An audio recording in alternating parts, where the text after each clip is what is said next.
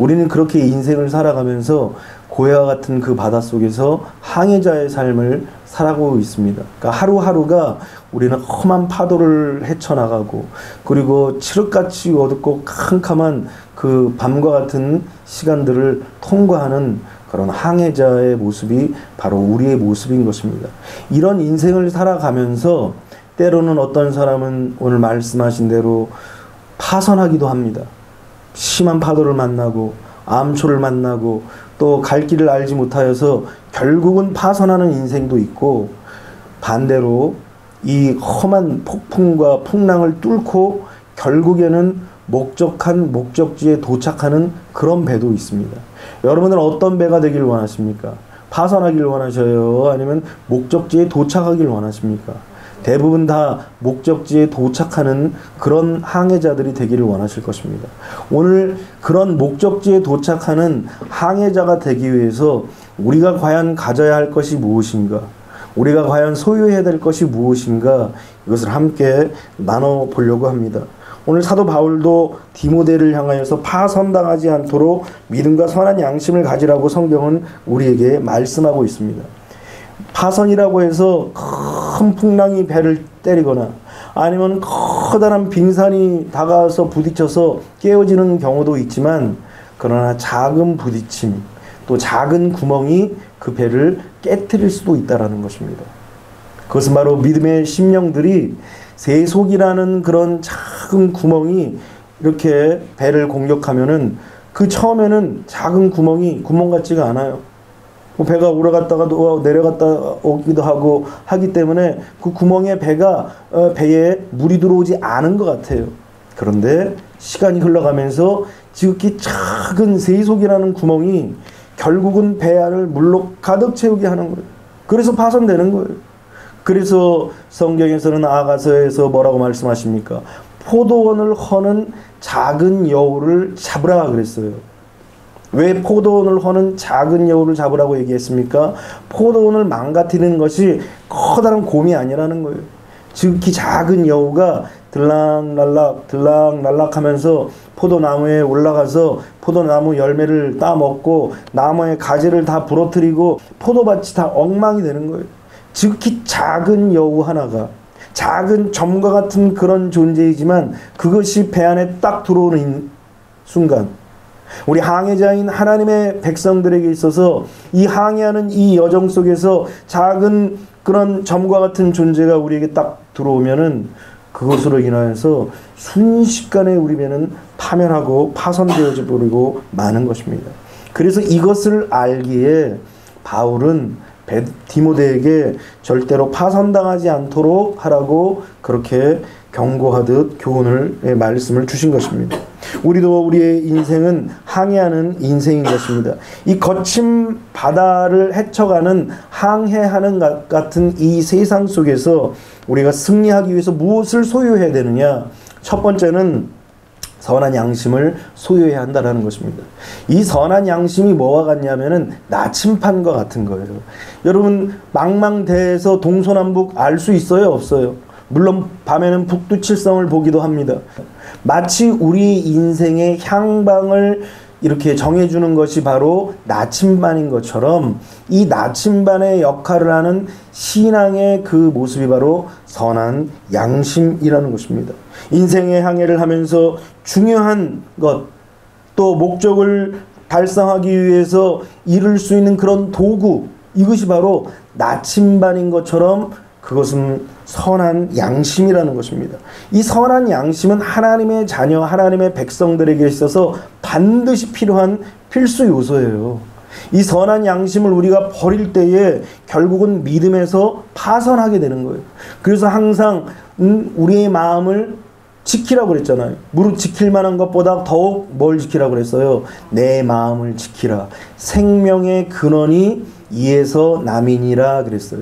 이것은 바로 우리의 마음의 선한 양심이 우리의 인생의 길을 인도하고 이끄는 나침반과 같기 때문에 우리의 마음을 잃어버리면, 우리의 마음이 구부러지면, 우리의 마음이 청결하지 못하면 목적하는 그 목적지에 절대로 도달할 수가 없어요.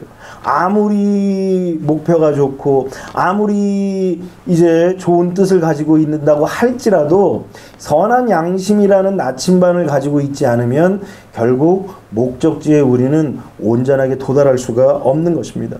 그래서 예수님께서도 우리에게 말씀하실 때에 마음이 가난한 자는, 이 바꿔 얘기하면 빈 마음이라는 거예요. 더럽고 추악하고 세속적이고 그리고 세속에 물든 이 마음들을 다 비워서 가난해진 마음이 될 때에 무엇을 소유하게 되느냐? 천국을 소유하여. 하나님의 백성들이 솔직히 말해서 천국 안 가면 무슨 의미가 있어요? 여러분들이 예배드리는 이유도 천국 가려고 예배드리는 거예요. 우리의 인생의 종착역은 천국이 돼야 돼요. 우리가 그래서 이 자리에 모여 있는 거예요. 그래서 예배는 진지해야 되고, 그래서 예배는 우리의 마음속에 믿음을 성경에서 요구하고 있는 것이고, 그래서 우리가 예수님을 만나야 돼요. 그래야지 천국에 갈 수 있는 것입니다. 그래서 산상수훈에서 주님께서 팔복 중에 가장 먼저 첫 번째 말씀하시는 것이 심령이 가난한 자는, 마음이 빈 자, 세속의 것으로부터 뒤엉켜진 그 마음들, 혼란케 된 마음들, 이런 것들을 싹 비우고 가난하게 된 자가 천국을 소유하게 된다라고 예수님께서는 말씀하신 것입니다. 그러므로 오늘 우리는 이제 우리의 심령 속에서 과연 선한 양심이 내게 있는가? 이 선한 양심이라는 것이 무엇입니까? 복음이 우리에게 딱 들어오면 그 복음으로 말미암아 우리의 양심의 기준이 달라져요. 예전의 양심의 기준은 뭐예요? 걸렸냐 안 걸렸냐. 사람한테 걸리면 죄고 안 걸리면 죄가 아니에요. 요즘도 그러잖아요. 왜 정치인들이 모르겠는데요? 기억 안 나는데요? 생각 안 나는데 왜 그래요? 안 걸리면 죄가 안 되는 거예요. 그런데 뭐든 하나 딱 걸리면 그게 죄가 되는 것입니다. 우리도 예수 믿기 전에는 이게 죄가 아닐 수도 있어요. 다 그렇게 사는데요, 뭐. 다 어둡게 살고, 다 캄캄하게 살고, 다 더럽게 삽니다. 어저께도 보니까 퀴어 축제를 하는데, 나는 퀴어 축제를 보면 막 더러워서 못 보겠어, 진짜. 여러분들이 의미를 몰라서 그렇죠. 그게 딱 행사 하나하나가 다 더러운 행사예요, 다. 여기 강단에서 솔직히 설명하기가 참 부끄러울 정도의 그런 더러운 행사들인 거예요. 그거를 뭐 대단한 자유를 주는 것처럼 얘기하는데, 이건 엄청나게 참 죄악입니다. 왜 그들이 죄인데 죄인지를 모르냐? 부끄러운 일인데 부끄러운 줄을 모르냐? 이게 하나님을 만나지 못하면은 죄가 죄인지를 모르는 거예요. 부끄러운데 부끄러운지를 모르는 거예요. 하나님을 만나지 못한 인생들은 부끄러움인데 부끄러운 것임을 알지 못하고 산다라는 거예요. 그런데 복음이 들어오면 우리의 마음속에 무엇이 싹이 트냐? 선한 양심이라는 것이 싹이 트는 거예요. 우리의 마음속에 예수 그리스도가 빠져나가면 무엇이 생기느냐? 이 양심에 화인 맞는 그런 상황이 생기는 거예요. 굳은 살이 배긴다라는 거예요. 아무리 쳐도 아무리 찔러도 아픈 게 없어요. 하나님의 말씀을 들어도 그 말씀을 통하여서 찔림이 없는 거예요. 그냥 그런가 보다 그러는 거예요. 그런데 예수 그리스도가 우리 안에 들어오면 그냥 그런가 보다 하는 삶이, 이게 죄악이었구나. 이게 범죄구나. 하나님 이것을 미워하시는구나. 이런 마음이 딱 들어오면서 선한 양심이 다시 한번 싹 피게 된다는 것입니다. 이것이 우리의 인생을 향방을 결정지어주는 나침반과도 같다라는 거예요. 그래서 이 어둡고 캄캄한 인생을 헤쳐나갈 때는 반드시 나침반이 있어야 돼요. 여러분, 북두칠성이 보이면은 우리가 북쪽을 알고 방향을 정하지만 칠흑같이 어둡고 캄캄해지잖아요. 별도 안 보이고 해도 안 뜨고 달도 안 뜨면 여기가 지금 동서남북이 어딘지도 몰라요. 어느 방향인지도 모르는 거예요. 지금 이 세상의 모습이 그렇지 않아요? 칠흑같이 얻어가지고 진리가 뭔지, 맞는 것이 뭔지, 옳은 것이 뭔지, 죄가 뭔지, 잘못된 것이 뭔지 지금 아무것도 몰라요. 그런데 예수 그리스도를 통하여서 우리가 선한 양심이 딱 생겨지면 그때로부터 시작하여서 나침반이 생겨지는 거예요. 내가 지금 잘못 가고 있구나. 그럼 돌아가면 되는 거예요. 주님은 너 왜 잘못 갔냐 책망하지 않으셔요. 잘못한 것을 깨달으면 돌아가면 돼요. 남쪽을 향해서 가야 되는데 지금 서쪽을 향해서 가고 있다면 돌아가면 되는 거예요. 주님 앞에, 주님, 내가 잘못 갔네요. 내가 서쪽으로 갔습니다. 내가 아둔하고 미련해서 이렇게 서쪽으로 갔습니다. 죄송합니다. 잘못했습니다. 내가 북쪽으로 가겠습니다. 남쪽으로 가겠습니다. 주님이 원하시는 방향으로 가겠습니다. 그러면서 우리의 양심이 다 방향을 결정해 주는 거예요. 그래서 우리의 마음 속에서 이 구부러진 마음, 여러분 못을 칠 때도 못질할 때 똑바로 서 있어야지 이렇게 살짝 구부러져 있으면 이거는 들어갈 수가 없는 거예요. 우리의 마음에 구부러진 마음이 바로 화인만쯤 마음이에요. 그러나 고든 마음, 하나님을 향하여서 올곧은 마음, 이런 마음들을 가진 사람들은 하나님께서 주신 말씀을 순수하게 받는 거예요. 욥이 고난과 시련과 역경이 올 때에도 마음을 순전함을 버리지 않았다고 그래요. 구부러지지 않았다라는 거예요. 시련이 와도 역경이 와도 어려움이 와도 고든 마음을 가지고 변치 않은 마음을 가지고 하나님 앞에 딱 서 있으니까 아무리 큰 시련이 와도 방향이 바뀌어지지 않는 거예요. 오늘 여러분들이 다 그런 선한 양심을 갖는 축복의 백성들이 되시기를 주님의 이름으로 축원합니다. 그것이 바로 우리의 인생을 지켜주고 보호하는 은혜인 것입니다. 여러분 베드로전서 3장 21절에 보니까 물은 예수 그리스도께서 부활하심으로 말미암아 이제 너희를 구원하는 편이 곧 세례라. 이는 육체의 더러운 것을 제하여 버림이 아니요. 세례를 받는다고 죄가 다 사해지는 것이 아니에요. 무엇이 우리를 사해지게 하는 것이냐? 하나님을 향한 선한 양심의 간군이라 그랬어요. 하나님을 향한 선한 양심이 우리의 죄를 제하여 버린다라는 거예요. 하나님이 우리에게 주신 그 선한 양심이 이게 죄구나, 이 사실을 깨닫게 하고 버리기도 하게 하시고, 그리고 그 죄를 회개하고 자복하기도 하는 거예요. 그런데 이 선한 양심이 딱 죽어버리면은 싹 숨기는 거예요. 슬쩍 덮는 거예요. 여러분, 슬쩍 덮은 것은 바람이 후 불면은 결국은 그것은 드러날 수밖에 없는 거예요. 그래서 이 선한 양심을 통하여서 우리의 마음을 다시 한번 하나님의 은혜 가운데에서 회복시켜야 되는 것입니다. 그래서 디모데전서 4장 1절로 2절 말씀에는 그러나 성령이 밝히 말씀하시기를 후일에 어떤 사람들이 믿음에서 떠나 미혹하는 영과 귀신의 가르침을 따르리라 하셨으니 자기 양심이 화인을 맞아서 외식함으로 거짓말하는 자들이라 그랬어요. 여러분, 귀신이 우리에게 와서 막 속삭이겠어요? 악한 영이 떡하니 나타나서 속삭이겠어요? 사람들을 통하여서 이 귀신의 영들이, 악한 영들이 우리 귀에 넣어준 그 말들이 결국은 우리 스스로가 미혹되어서 외식함으로 말미암아 거짓말을 따라가고, 그리고 양심에 화인 맞는 그런 결과를 초래하는 거예요. 그러니까 방향을 잃어버린다라는 거예요. 나침반도 마찬가지 아닙니까? 그 위에다 자석을 철커덕 놓으면 이 나침반이 움직일 수가 없어요. 세상의 것, 세상의 어떤 잣대가 그 위에 놓아지면 결단코 그 나침반이 움직일 수가 없는 거예요. 그러면 어떻게 돼요? 내가 생각하는 그런 방향을 향해서 가는 거예요. 내가 생각하는 남쪽을 향해서 가는 거예요. 알고 보니까 북쪽인데도 모르고, 이게 지금 북으로 가는지도 모르고 내가 정해놓은 그 방향으로 그냥 가는 거예요. 그것이 남쪽이냐 하고. 그래서 성경은 이것을 거짓말하는 자들이다라는 거예요. 우리의 선한 양심을 이제 죽일 때에는 그런 일들이 생기게 되더라는 것입니다. 왜 이 선한 양심이 이렇게 중요하냐면은 이 선한 양심을 통하여서 성령의 감동을 받을 수 있다라는 것입니다. 로마서 9장 1절에 보니까 내가 그리스도 안에서 참말을 하고 거짓말을 아니하노라. 나에게 큰 근심이 있는 것과 마음에 그치지 않는 고통이 있는 것을 내 양심이 성령 안에서 나와 더불어 증언하노니. 그러니까 성령께서 내 안에서 증언하신다라는 거예요. 뭘로? 선한 양심으로. 무엇이 옳은 줄 아느냐? 무엇이 바른 줄 아느냐? 무엇이 복받는 길인 줄 아느냐? 무엇이 은혜 받는 길인 줄 아느냐? 무엇이 하나님의 은총 안에 거하는 길인 줄 아느냐? 이것을 성령께서 착한 양심을 통하여서 말씀하시는 거예요. 그런데 이 양심을 버렸으니 주의 음성을 듣고 주님의 길을 따라가기가 쉽지가 않은 것입니다. 그래서 우리는 이 인생이라는 바다를 항해할 때 반드시 나침반을 지니고 있어야 됩니다. 바로 선한 양심을 가지고 있어야 한다는 것입니다. 두 번째는 이 인생이라는 바다에는 큰 어려움이 도사리고 있습니다. 때로는 암초도 있고 수많은 위험을 헤쳐나가기 위해서, 피해가기 위해서 마치 해도가 있어야 되는 것처럼 인생 해도가 뭐냐? 그것은 바로 성경 말씀인 것입니다.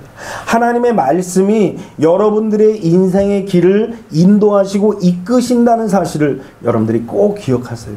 그래서 우리가 날마다 하나님의 말씀을 읽고 묵상해야 돼요. 하나님의 말씀을 읽지도 않고 묵상하지도 않으면서 내가 하나님의 뜻을 쫓아간다? 뭔 뜻을 쫓아간다는 거예요? 내가 생각하는 하나님의 뜻을 쫓아가는 것은 그것이 바로 교만이고 그것이 거짓말하는 거예요. 그런데 우리가 인생의 길을 잃었을 때 해도를 쫙 펴놓고선 우리가 지금 여기 있는데 지금 우리가 갈 방향은 이곳이다. 그런데 이곳을 갈 때에 중간에 섬도 있고 또 중간에 암초도 있고 중간에 장애물도 있는데 이것은 피해가야 된다. 이것을 가르쳐주는 것이 해도인 것처럼 인생의 길에서 길과 그리고 막혀져 있는 것, 또 어디로 가야 될지, 무엇을 향해서 나가야 될지를 보여주는 것이 바로 하나님의 말씀 성경이라는 것입니다. 여러분, 성경이 쓰여지기 전에는 이스라엘 백성들에게 하나님께서 친히 법궤에서 불기둥과 구름기둥을 다 피어오르게 하셨습니다. 그래서 어디로 갈지 알지 못하는 그 이스라엘 백성들에게 불기둥과 구름기둥이, 낮에는 구름기둥이, 밤에는 불기둥이 딱 피어오르더니 이스라엘 백성들을 인도하시는 거예요. 우리가 아무리 여기 머물고 싶어도 불기둥과 구름기둥이 움직이면 이스라엘 백성들이 따라 움직이는 거예요. 반대로 내가 떠나고 싶어도 하나님이 머물라 하시는 곳은 불기둥과 구름기둥이 여전히 그곳에 있는 거예요. 그러니까 당시에 하나님의 말씀이 기록되어 있기 전에는 불기둥과 구름기둥이 바로 하나님의 말씀처럼, 성경처럼 이스라엘 백성들을 인도하신 거예요. 그런데 지금 이 시대에는 지금 성경이 있어요. 성경이. 이 성경 말씀이 우리에게 길을 인도하시는 거예요. 선한 양심이 뭔지, 하나님이 기뻐하시는 것이 뭔지, 양심에 화인받은 것이 뭔지 이 성경에 다 기록되어 있어요. 하나님의 백성들은 이 말씀이 있는데도 읽질 않는 거예요. 하나님의 말씀이 길이고 진리고 생명임에도 불구하고 하나님의 말씀을 절대 읽지 않아요. 오늘 우리는 반드시 기억해야 됩니다. 신명기 30장 19절로 20절에 보면 그렇게 말씀하십니다. 내가 오늘 하늘과 땅을 불러 너희에게 증거를 삼노라. 내가 생명과 사망과 복과 저주를 내 앞에 두었은즉 너와 내 자손이 살기 위하여 생명을 택하고 내 하나님 여호와를 사랑하고 그의 말씀을 청정하며 또 그를 의지하라. 그는 내 생명이시요 내 장수시니 여호와께서 내 조상 아브라함과 이삭과 야곱에게 주리라고 맹세하신 땅에 내가 거주하리라. 하나님의 말씀을 선택하고 그 말씀을 붙조차 따라가면 생명과 복을, 장수를, 약속한 땅을 선택하게 되지만 하나님이 주신 이 말씀을 따라가지 않으면 오히려 엄청난 어려움과 고난을 면치 못하게 되는 것입니다. 그래서 하나님도 내가 너희에게 명령하지만 너희들이 생명을 선택하기를 원한다. 복을 선택하기를 원한다. 우리도 생명을 선택하고 복을 받기를 원하죠. 그렇죠? 그러나 생명을 선택하고 복을 선택하는 것은 뭐예요? 하나님의 말씀을 선택해야 되는 거예요. 말씀은 선택 안 하고 세상 사람들의 이야기를 선택하고 세상의 것들을 선택하면서 복을 받기를 원하고 생명을 얻기를 원한다는 것은 그것은 말이 안 되는 거예요. 오늘 여러분들은 우리가 인생의 모호한 인생, 그 캄캄한 인생을 해도를 쫙 펴놓고선 어디로 가야 될지, 어떻게 가야 할지, 내가 어느 자리에 서 있어야 하는지, 서 있는지 이것을 알기 위해서 해도를 펼치는 것처럼 하나님의 말씀이 바로 그와 같은 역할을 한다는 사실을 믿으시기를 주님의 이름으로 축원합니다. 그래서 다윗은 시편 1편 1절에 뭐라고 얘기합니까? 복 있는 사람은 악인의 꾀를 쫓지 아니하고 죄인의 길에 서지 아니하고 오만한 자의 자리에 앉지 아니하며 그랬어요. 그런데 이것만이 끝나는 것이 아니라 어떻게 죄인의 길, 오만한 자의 자리에 앉지 않느냐? 그것은 바로 여호와의 율법을 주야로 묵상하기 때문이라는 것입니다. 하나님의 말씀을 묵상해야 무엇이 옳은지 무엇이 그른지를 알죠. 안 그러면 내가 다 기준이 되는 거예요. 내가 판단의 기준이 되어서 이거는 좋은 것 같고 이건 나쁜 것 같고 실상은 그 반대인데 그것도 모르고 내가 원하는, 내가 선택하고자 하는, 내가 좋은 대로 선택하는 거예요. 그것이 바로 창세기 6장의 사태 아닙니까? 홍수를 일으킨 사태. 내가 원하는 대로, 내가 좋은 대로 선택함으로 말미암아 결국은 만나는 것은 홍수밖에 없는 거예요. 그래서 우리는 언제든지 어느 때든지 하나님의 말씀이 우리를 인도하시고 하나님의 말씀이 우리를 이끄시도록 하나님의 말씀을 중심으로 살아야 한다는 것입니다. 시편 119편 7절로 11절에 다윗은 또 그렇게 고백합니다. 여호와의 율법은 완전하여 영혼을 소성시키시고 여호와의 증거는 확실하여 우둔한 자를 지혜롭게 하며 여호와의 교훈은 정직하여 마음을 기쁘게 하고 여호와의 계명은 순결하여 눈을 밝게 하시는도다. 여호와를 경외하는 도는 정결하여 영원까지 이르고 여호와의 법도 진실하여 다 의로우니 금 곧 많은 순금보다 더 사모할 것이며 꿀과 송이꿀보다 더 달도다. 또 주의 종이 이것으로 경고를 받고 이것을 지킴으로 상이 크니이다. 그러니까 하나님의 말씀을 지킴으로 말미암아 상도 받지만 또 하나님의 말씀을 통하여서 경고도 받는 거예요. 가지 마라. 그러면은 가지 않는 거예요. 왜? 경고니까. 경고라는 것은 뭐예요? 그것을 하면은 문제가 생기는 거예요. 예전에 어느 산에 올라가 봤더니 거기에 좀 더 내려가면 실족하니까 실족하지 않도록 더 내려가지 말라는 사인을 주더라고요. 그 사인이 뭐예요? 결국은 경고잖아요. 이 경고 문구를 어기고 더 들어가면 미끄러져서 낭떠러지로 떨어지는 거예요. 그런 것처럼 하나님의 말씀은 우리에게 때로는 경고로, 때로는 상을 주는 상으로 우리에게 끊임없이 다가오는 것입니다. 이 말씀을 딱 붙잡으면 우리는 하나님의 말씀이 인도하시는 대로 상을 받는 거예요. 왜? 왜 어떻게 상을 받습니까? 하나님의 율법은 완전하다라는 거예요. 우리를 소성시킨다라는 거예요. 여호와의 증거는 확실하고 우둔한 자로 지혜롭게 하고 정직하게 한다라는 거예요. 이것이 바로 하나님의 말씀이기 때문에 말씀을 붙잡고 따라가면 그럼 우리는 살게 되는 것입니다. 오늘 여러분들이 이런 사는 역사를 경험하게 되시기를 주님의 이름으로 축원합니다. 그래서 디모데후서 3장에는 뭐라고 말씀하시냐면 악한 사람과 속이는 자들은 더욱 악하여져서 속이기도 하고 속기도 하나니, 지금 이게 말세 현상이에요. 마지막 때는 이 악한 자들이 많아져서 서로 속이고 그냥 다 그러면서 사는 거야, 속으면서 사는 거야, 속이면서 사는 거야, 그러면서 속기도 하고 속이면서 사는 거예요. 그냥 그게 인생이고 그게 삶이라고 얘기하는 거예요. 그게 세상 사는 맛이라고 얘기합니다. 그러나 성경은 우리에게 그렇게 가르치지 않습니다. 14절에 3장 14절에 그렇게 얘기합니다. 그러나 세상은 이렇게 돌아갈지라도, 세상은 이런 방향으로 갈지라도, 그러나 너는 배우고 확신한 일에 거하라.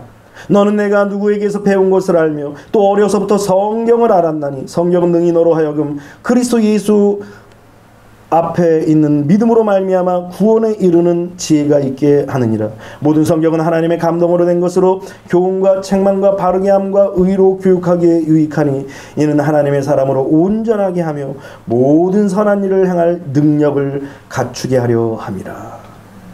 악한 시대에서 선한 능력을 발휘하는, 악한 그런 시대에서 하나님의 선한 일들을 이루어가며 살아가는 그런 삶을 살도록 가르쳐주는 것이 바로 성경이라는 거예요.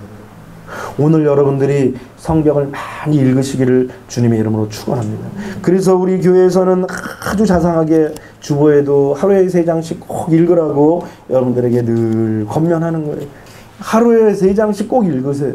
그래서 하나님의 말씀이 우리 인생의 지도를 펼치듯이, 여러분들 차 타고 가다 보면 여러분들 차에 딱 길 모르면 내비게이션 틀더라고요. 세상에 내비게이션은 틀어도 인생이 캄캄하고 어떻게 할지 모를 때 말씀을 펼치지 못해요. 사람을 찾아갑니다. 사람의 이야기를 들어요. 뉴스를 듣습니다. 그런데 말씀은 펴질 않아요. 하다못해 내비게이션은 틀어도 말씀은 펴지 않는다는 거예요. 이것이 문제라는 거예요. 오늘 하나님의 말씀은 우리에게 생명을 준다는 사실을 기억하고 우리의 모호한 그 인생 속에서 교훈과 책망과 바르게 함과 의로 교육하기에 유익한 것이 하나님의 말씀이라는 사실을 기억하고 이 말씀을 꼭 소유하시기를 주님의 이름으로 축원합니다. 세 번째는 우리는 비전을 가지고 있어야 돼요. 이 비전은 무엇과도 같으냐면은 망원경과도 같은 거예요.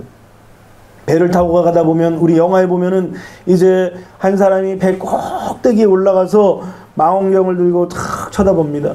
지금 우리가 잘 가고 있는가, 우리가 가는 그 방향에 무엇이 있나 탁 쳐다보는 거예요. 하나님의 백성들은 비전을 갖고 있는 거예요. 비전을 좀 더 풀이하자면 목을 쭉 빼고 멀리 바라보는 것이 비전이라는 거예요. 그러니까 지금 눈앞에 있는 근시안적인 삶을 사는 것이 아니라 멀리 바라보는 거예요. 하나님의 백성들은 지금 눈앞에 오늘 당장 오늘 내일 바라보는 것이 아니라 1년 후, 더 멀리는 10년 후, 더 멀리는 저 천국까지 바라봐야 되는 거예요. 하나님의 백성들은 반드시 지금 당장 있을 일들만 바라보는 것이 아니라 내가 이렇게 살다가 반드시 천국 들어간다. 내가 이렇게 가다가 보면은 저 멀리 육지가 보인다. 이 얘기가 나와야 돼요. 내가 이렇게 달려가면 반드시 하나님께서 예비하신 저 영원한 천국에 들어간다. 다시 오실 주님이 내 이름을 부르신다. 이런 확신이 있어야 된다는 거예요. 그래서 우리는 하나님이 우리에게 주신 비전을 가지고 있어야 돼요. 이 비전은 내가 그냥 갖고 있는 꿈, 내가 바라는 그냥 소원, 이런 소원이 아니라 멀리 바라보는 거예요. 하나님의 일들이, 하나님의 뜻이, 하나님의 계획들이 나를 통하여서 이루어지는 것이 바로 이 비전인데, 이 비전이 없으면 하나님의 사람이 아니라고 그랬어요. 돼지는 목을 15도밖에 못 든다는 거예요. 15도밖에 못 드는 거예요. 그러니까 늘 땅만 바라보는, 15도를 해봤자 어느 정도 이만큼인데 뭘 하늘을 보겠습니까? 그런데 이 돼지도 하늘을 볼 때가 있다고 그랬죠. 언제예요? 자빠질 때.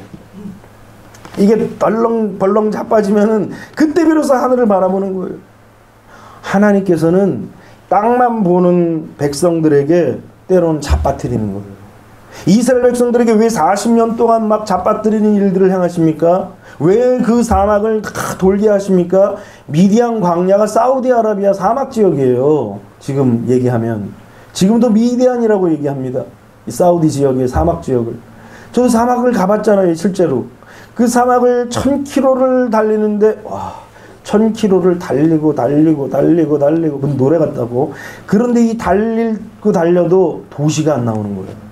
1000km가 지나야 마을 같은 그런 도시가 나오더라고요. 와, 사막이 그렇게 넓어. 그래도 다 끝이 아니야. 또 사막이 있는 거예요. 그런 도시를, 그런 땅을 하나님께서 돌리고 또 돌리고 왜 그랬어요? 땅만 계속 보는 족속들에게, 야, 땅만 보면 계속 돈다. 땅만 보면 계속 왔던데 또 돈다. 와봤자 사막이다. 또 돈다. 그러면서 하나님께서 깨우침을 주시는 거예요. 이제는 좀 위를 봐라. 그러면서 잡아뜨리는 거예요. 오늘 하나님께서는 우리에게도, 하나님의 백성들에게도 꼭 항해하는 그런 하나님의 백성들에게 이 비전을 갖게 하시는 거예요. 이 땅에서의 삶이 끝이 아니라 저 영원한 천국이 있다라는 거예요. 휴거 얘기를 했잖아요. 주님이 오신다고 하는데 시간이 가도 날이 가도 달이 가도 해가 가도, 아이고 1992년도 12월 며칠날 주님이 안 오셨다고 그러니까 이제 안 오실 거야. 그때로부터 시작해서 휴거라는 말이 싹 사라졌어요. 그런데 여전히 주님은 오신다라는 거예요. 약속하신 주님은 주님을 사랑하고 주님을 믿고 주님이 다시 올 것을 기대하고 믿는 자들을 위해서 오신다라는 거예요. 우리가 그래서 마라나타 하는 거예요. 뭘 잘나서 우리가 다 준비가 돼서 마라나타 하는 것이 아니라 주님을 부르는 그 기대, 주님을 기다리는 그 기대, 이게 하나님 앞에 닿아야지 주님이 너가 내가 오기를 기다리는구나. 그래, 조금만 기다려, 조금만 더 참어, 조금만 인내해, 조금만 더 믿음으로 살아, 조금만 견뎌, 조금만 더 그 연단을 이겨야 된다. 그러면서 우리 주님이 계속 격려하시고 우리에게 힘을 주시는 거예요. 그렇게 기대하고 기다리는 자들을 위해서 주님이 오시는 거예요. 그리고 주님이 오셔서 기다리고 기대하던 자의 이름을 부르시는 것입니다. 그래서 오늘도 이 예배는 우리가 예수 그리스도의 죽으심과 예수 그리스도의 부활과 예수 그리스도의 승천하심과 예수 그리스도의 다시 오심을 기대하는 것이 바로 예배인 거예요. 이 예배는 바로 그런 예배인 거예요. 십자가를 그래서 생각하고, 십자가만 생각하는 것이 아니라, 고난만 생각하는 것이 아니라 부활의 영광도 생각하고, 부활하신 그 주님으로 말미암아 우리는 희망을 소유하는 거예요. 그 희망을 소유한 그 성도들은 승천하신 그 예수님을 생각하면서 천국을 바라보는 거예요. 그래서 다시 오실 예수님을 기대하는 거예요. 그래서 이렇게 함께 모여서 예배하고 기도하고 천국을 대망하는 것입니다. 이것이 신앙인 거예요. 그래서 아무리 바빠도, 아무리 힘들어도, 아무리 어려워도 사실은 주의 전으로 달려 나와야 돼요. 왜?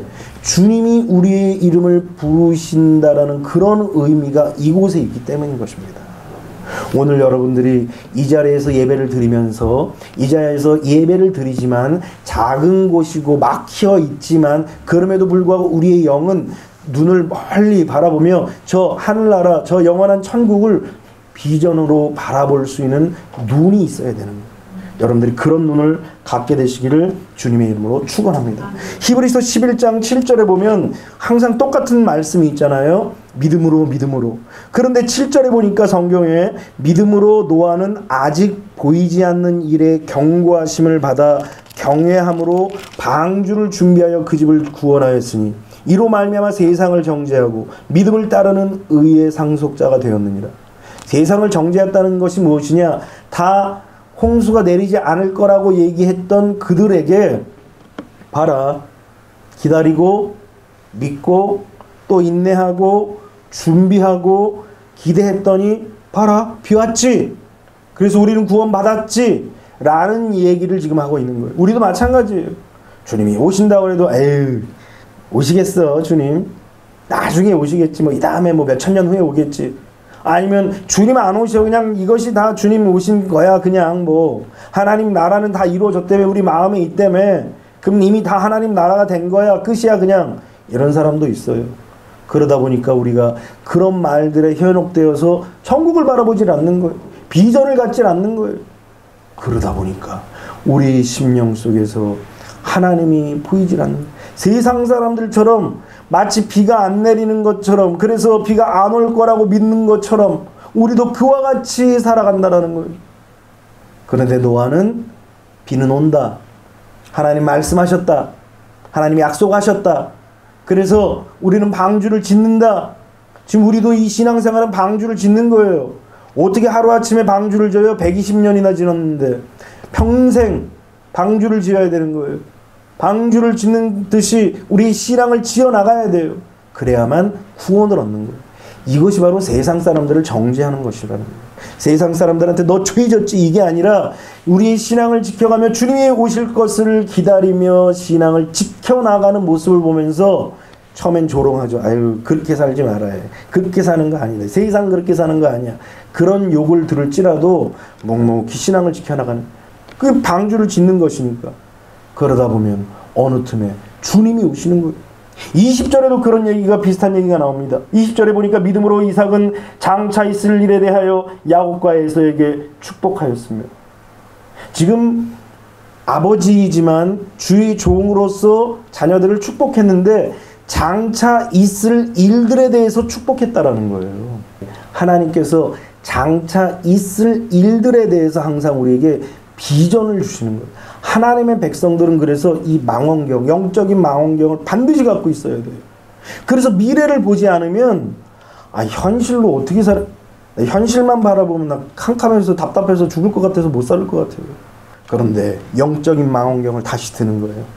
눈앞에 바다밖에 안 보일 때 영적인 망원경을 탁 들어서 하나님 나라를 바라보고 하나님의 말씀을 통해서 앞으로 펼쳐질 일들을 딱 바라보면 와, 그래, 우리가 나갈 길이 바로 저것이다.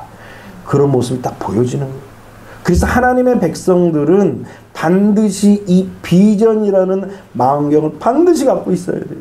그래서 육신의 눈을 감고 영적인 눈을 뜨기 위해서 우리가 말씀을 보고 기도하는 거예요. 말씀을 보고 기도하지 않으면 육신의 눈을 쫓아 살아갈 수밖에 없어요. 여러분들은 여러분들의 인생의 미래가 보여요? 육신의 눈으로는 절대 보이지 않아요. 절대 절망이에요, 솔직히 말해서.